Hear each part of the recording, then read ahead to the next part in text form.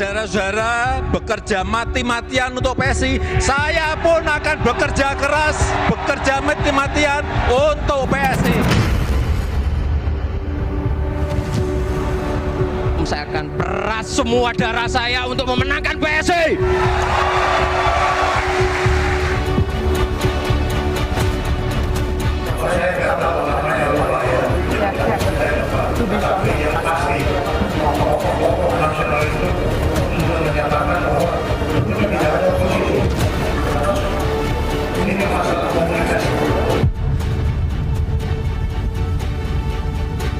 Tidak ada yang oposisi, kan tokoh-tokoh masyarakat juga yang Pak Presiden terbuka untuk berdialog, menerima masukan.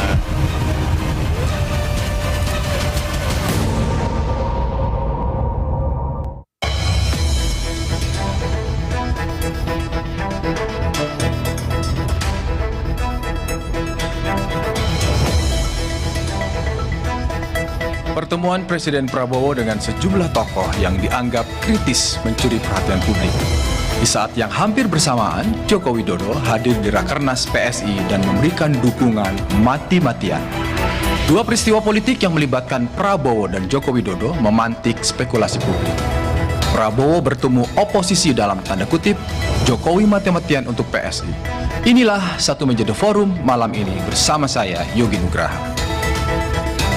Dan untuk membahas tema malam ini sudah hadir di studio Kompas TV Pak Susno Duaji, Kabar Reskrim 2829.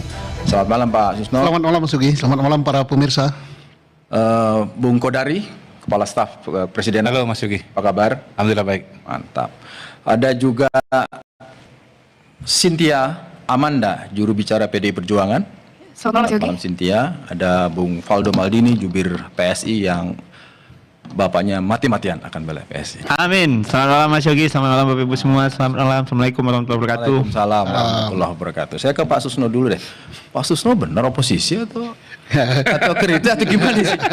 Jadi saya pengen dengar langsung dari yang diundang nih. Pak Oposisi itu Susno kan oposisi. guyonnya dari Pak Sapri. Oh, guyon dari Pak Safri. Kita, Pak Prabowo sendiri tidak pernah mengatakan kita oposisi. Beliau minta masukan, kemudian suasana sangat rileks, dan Sekretaris Negara pun sudah menjelaskan bukan oposisi tapi mendengar masukan. Dan itu bukan hanya untuk kita saja, mungkin naik, dan beliau sudah perintahkan waktu dekat adakan pertemuan-pertemuan serupa, mungkin nanti dengan kelompok apa. Ternyata kalau nggak salah kemarin sudah ada dengan kelompok apa, organisasi agama ya. Agama terkait ya, board bahkan office. beliau bilang oke, nanti waktu secepatnya adakan di Hambalang apa di mana. Jadi artinya inilah tipe presiden dan tipe pemerintahan dari Pak Prabowo Gibran ini ingin mendengar suara masyarakat. Apabila mungkin di dalam kami berlima yang kemarin hadir ada yang sering nyaring suaranya dianggap oposisi, itu sebenarnya bukan oposisi tapi kecintaan saja. Oh, bukan oposisi tapi kecintaan. Kemudian kita lebih banyak, ternyata kita ini yang di luar ini agak buta juga gitu. Setelah beliau buka, oh kayak gini gitu, oh kayak gini gitu. Jadi apa yang kita anggap bahwa pemerintah belum apa-apa, ternyata sudah apa-apa, sudah lebih maju dari apa yang diperkirakan. Oh, Pak Susno punya persepsi bahwa sudah banyak yang dikerjakan dan banyak yang Pak Susno belum tahu soal progres. Oh iya. Contohnya apa? Saya katakan. Apa contohnya Pak? Reformasi Polri misalnya? Reformasi Polri salah satu pokok bahasan yang agak hangat gitu. Kita nggak tahu bahwa, saya katakan Pak Prabowo, ini kita kaya sekali dengan tambang itu. Kita menghasilkan batu bara 750 juta ton per tahun. Oh tidak katanya. Yang tercatat 800 juta. Beliau punya catatan, langsung ditayangkan sumbernya. Yang tidak tercatat dan ini akurat, yang tidak dipungut oleh negara, tapi informasi dari negara lain yang terima itu lebih besar dari itu. Mungkin lipat 2 dari itu. Artinya pemasukan negara di bidang batu bara itu mungkin 150% tidak masuk. Oke, Pak Susno, nanti akan dalami lagi. Termasuk saya ingin tahu ujungnya yang soal reformasi Polri menurut kesimpulan tanda kutip dalam pertemuan itu apa. Tapi saya mau ke Bung Kodari dulu. Bung, kalau saya amati kan Bung Kodari selalu mengatakan bahwa Pak Prabowo ini ciri inklusif, selalu ingin merangkul semua, ingin mengatakan bahwa semua ingin didengar. Apakah pertemuan yang mungkin baru diketahui publik lewat Pak Safri itu karena muncul, itu ingin menunjukkan bahwa Pak Prabowo ini terbuka untuk semua di tengah isu di kita ini bahwa Pak Prabowo ini sulit ditemui bahkan oleh menterinya sekalipun. Sebetulnya Pak Prabowo itu ketemu dengan berbagai macam kelompok masyarakat itu sudah tradisi. Jangan lupa bahwa misalnya Pak Prabowo sudah ketemu dengan para senior media, para pemret itu berkali-kali dan dari siang sampai malam, sampai malam sekali gitu. Jadi sebetulnya ya beliau giliran aja dulu dengan teman-teman media, lalu sekarang dengan teman-teman yang banyak berkecimpung di podcast. Kalau Pak Safri oposisi, terus kemudian Pak Prasetyo tokoh masyarakat. Yang benar yang mana? Podcaster. Yang benar podcaster. Podcaster dong penampilannya. Nggak, karena beliau begini, jangan dikira saya ini presiden sibuk, nggak sempat nonton medsos. Oh, saya ikuti medsos. Sebagai kepala staf presiden pasti tahu. Sering apa podcast memperhatikan Dia tahu. Prabowo? Sering beliau mengikuti. Jadi kalau ada pernah terminologi dulu beredar bahwa pemerintah tondep, Pak Prabowo itu nggak tahu apa yang terjadi di lapangan, salah total Pak. Salah total. Beliau sangat mengikuti apa yang terjadi di masyarakat, wacana yang terjadi di masyarakat. Dan gini, saya selalu bilang Pak Prabowo itu figur yang sangat unik karena beliau latar belakang yang sangat elit ya. Jadi kakeknya, orang tuanya itu adalah pendiri Republik. Beliau sendiri juga lama di pemerintahan pada posisi yang tinggi. Sehingga beliau itu tahu hal-hal yang kita masyarakat awam itu nggak tahu Pak. Dia tahu kelakuan elit Pak. Jadi there is no place to hide. Kalau kata saya sih pada hari ini dengan seorang Prabowo, seorang presiden yang tahu kelakuan elit, tetapi pada sisi yang lain jiwanya itu sangat wong cilik, sangat-sangat wong cilik. Lihat saja pidato beliau beberapa kali di Davos, kemudian kemarin kalau nggak salah. Ya, terakhir itu intinya begini, beliau mengatakan tugas pemerintah itu, tugas pemimpin itu adalah membuat rakyat yang miskin dan lemah itu tersenyum. Dan itu yang sedang dikerjakan. Salah satu upaya Pak Prabowo adalah itu mengundang. Saya mau tambahkan Mas Yogi. Jadi gini, Pak Prabowo ini memang datang dengan sebuah paradigma baru dalam melihat persoalan bangsa dan negara. Misalnya kalau bicara soal ekonomi ya. Kan sering ada kritik tuh, wah kita hanya perhatikan soal pertumbuhan ekonomi. Nah dalam kasus Pak Prabowo itu sama sekali tidak. Beliau sangat-sangat memperhatikan di dalam angka-angka itu apa yang terjadi. Jadi beliau itu pernah presentasi bagaimana dalam 7 tahun terakhir, begitu ya kurang lebih itu PDB kita naik, tapi kemudian juga ya kaum miskinnya tidak turun signifikan, dan yang paling penting adalah kelas menengahnya justru turun. Logikanya kalau PDB naik, harusnya kelas menengah juga naik. Ini kok malah turun begitu. Artinya apa? Artinya pertumbuhan ekonomi ini semu. Pertumbuhan ekonomi ini hanya berlaku untuk kelompok tertentu saja yang sangat elit. Beliau juga ada mempresentasikan, saya yakin juga diceritakan di ruangan diceritakan, itu. Ya pasti saya ceritakan. Jadi karena saya sudah sering dengar. by data Pak. Kita jadi akhirnya kita mau ngomong masalah itu, akhirnya kita nggak bisa ngomong lagi. Karena informasinya lebih detail. Pertumbuhan ekonomi sekian menggembirakan, tapi tidak berdampak yang ke masyarakat nikmati kecil. ini orang disebut elit. namanya. Disebut ini orang yang menikmati tidak lebih dari sekian, yang menguasai sekian juta tanah, yang menguasai sekian ini, kemudian yang dapat kredit sampai dengan 5.700 triliun, melebihi APBN. Dengan saya tidak bisa katanya.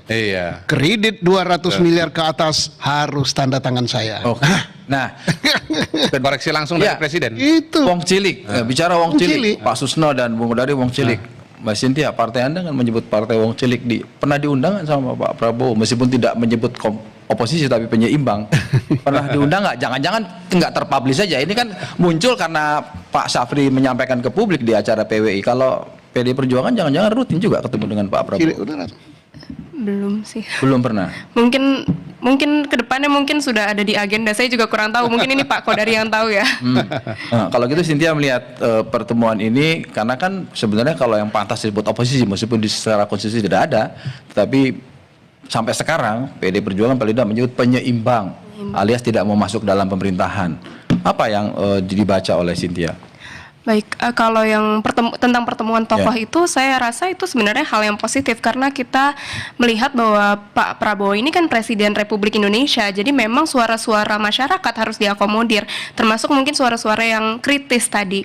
Dan kalau diksinya adalah oposisi, menurut saya kurang tepat karena tokoh-tokoh seperti Pak Susno ini adalah gambaran tokoh-tokoh masyarakat yang kritis, yang cinta terhadap tanah air, ya makanya beliau mau berpendapat, beliau mau memberikan masukan gitu. Dan kalau misalkan kita di sini adalah negara demokrasi, sudah sewajarnya karena demokrasi ini menghendaki adanya dialog-dialog tersebut. Tanpa adanya dialog justru ada otoriter gitu. Tapi yang saya perlu tekankan adalah kami berharapnya ini kan nanti akan ditindaklanjuti ya tadi kalau dari Pak Susno tadi Akan ada pertemuan-pertemuan dengan tokoh-tokoh yang lain kira-kira. mungkin bisa Dan nanti sudah, kemarin sudah dengan tokoh agama. Ya, mungkin tokoh tadi Islam. sudah tokoh agama, mungkin nantinya bisa juga mungkin Pak teman-teman aktivis yang mahasiswa gitu.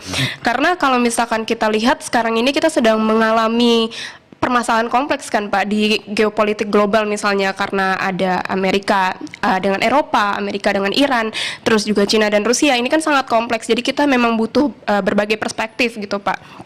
Nah, ini kayak kalau saya menangkap seperti ingin menyampaikan bahwa PD Perjuangan juga nunggu undangan loh gitu. Diundang Pak Prabowo, tokoh-tokohnya yang kan banyak tuh yang kenceng-kenceng tuh. Saya nggak usah sebut nama lah yang selalu kenceng-kenceng gitu loh. Minta diundang juga atau Inisial gimana? aja, inisial. Nah, inisial.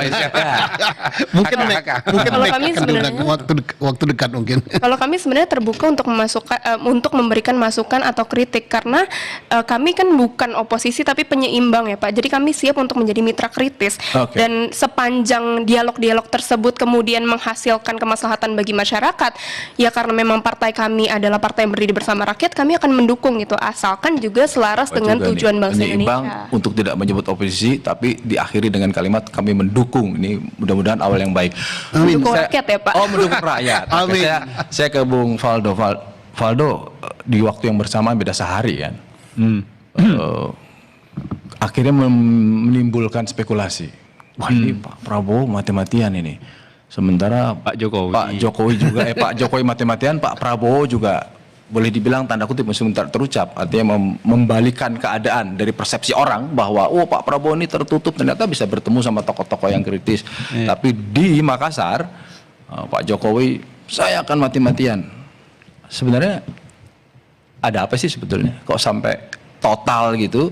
Karena kan selama ini baru inisial J, itu juga jadi tebak-tebakan. Apakah inisial J adalah orang lah yang menyebut mati-matian?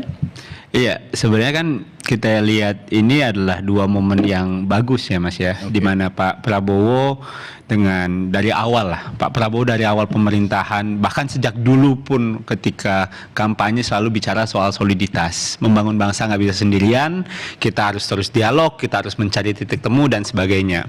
Sementara di sisi lain, Pak Jokowi sebagai orang yang telah purna tugas sebagai presiden, ya tetap punya concern terhadap kondisi partai politik di Indonesia.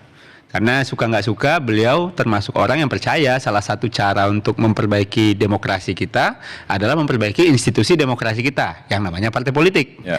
Nah, Pak Jokowi itu sebenarnya kalau boleh kami bilang Mas, itu hampir di setiap momen PSI level nasional tuh hadir. Oh. Ya, ini saya kan udah di tahun ke-6 nih. Kan tiap tahun ada tuh. Hadir terus Pak Jokowi. Jadi ini bukan kehadiran pertama Pak Jokowi sebenarnya di acara PSI. Tapi menyebut mati-matian yang pertama kan? Ya, mati-matian itu yang kedua. Oh, yang kedua sempat Iya, ada. sebelumnya kan di Kongres di Solo. Oh, iya. Iya. Oke. Nah, dan di titik itu Pak Jokowi kan menyampaikan secara terbuka ketika ditanya, "Ya, saya hadir untuk memotivasi anak-anak ini." Ya, teman-teman, kawan-kawan di PSI agar bekerja serius membangun partai politik. Karena kan PSI ini kan nggak bisa dibilang partai baru lagi, Mas. Udah 2 kali pemilu loh. Ya kan? Partai yang udah 2 kali pemilu belum dikasih rezeki menang di parlemen, Masih berjuang. Dan terakhir partai yang lolos parlemen partai yang lolos parlemen terakhir itu kan namanya Nasdem. Ya. Yang ada keluar dari parlemen yang ada tuh sekarang. Ini kan kita lagi menciptakan sejarah baru. Oleh karena itu Pak Jokowi menyemangati nih. Ya. Kalian bekerja mati-matian, saya juga mati-matian. Jadi kan saya yang dengar Pak Jokowi aja mati-matian, kok kita masih bisa nggak mati-matian gitu loh. Kehidupan. Ya, jadi semacam pengingat bahwa ini bukan kerja mudah gitu. Membangun partai itu nggak mudah sama Ya, sekali. singkatnya Pak Jokowi itu total lah ingin mengawal PSI sampai Apalagi kami menjadikan Pak Jokowi sebagai inspirator. Jangan sampai orang yang kami jadikan inspirator kerjanya lebih keras dibanding kami kader. Oke. Gitu loh Mas. Oke, Bung Faldo. Kenapa Pak Prabowo makin rajin mengumpulkan orang-orang yang disebut kritis, publik awam menyebutnya oposisi. Di satu sisi Pak Jokowi sebagai orang yang menurut Bung Kodari sempat diduetkan, Pak Jokowi masih terus-terusan mati-matian di PSI. Kita akan bahas setelah jeda berikut ini. Tetap bersama kami.